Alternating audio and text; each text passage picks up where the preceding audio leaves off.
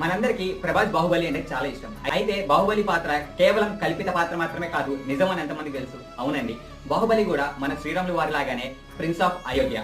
ఆయన తండ్రి ఫస్ట్ జైన్ అయిన తీర్థంకర రిషభనాథ. ఆయన రాజ్యాన్ని వదిలేసి బౌద్ధ సన్యాసంలోకి వెళ్ళిపోయినాక బాహుబలి తన అన్న అయిన భరతునితో రాజ్యం కోసం సవాల్ విసురుతారు. అయితే వారిద్దరి వల్ల రక్తం చెందడం ఇష్టం లేక ఇద్దరు ఎదురు బదురుగా 3 స్టేజెస్ లో పోటీ పడడానికి సిద్ధపడతారు. ఫస్ట్ ది దృష్టి యుద్ధం. ఇద్దరు ఎదురు బదులు నించొని కనురెప్ప కూడా వాల్చకుండా ఎవరైతే చివరి వరకు నించుంటారో వాళ్ళే విజేత. సెకండ్ ది జల యుద్ధం. ఇద్దరు వాటర్ లో ఒకరినొకరు స్ప్లాష్ చేసుకుంటూ చివరి వరకు ఎవరైతే నిల్చుంటారో వారే విజేత. థర్డ్ ద రియల్ ఫైట్, మల్ల యుద్ధం.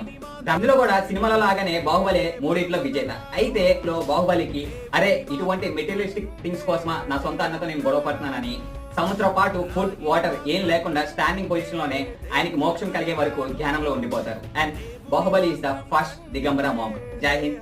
సబ్స్క్రైబ్ టు తాలింపు స్టూడియో.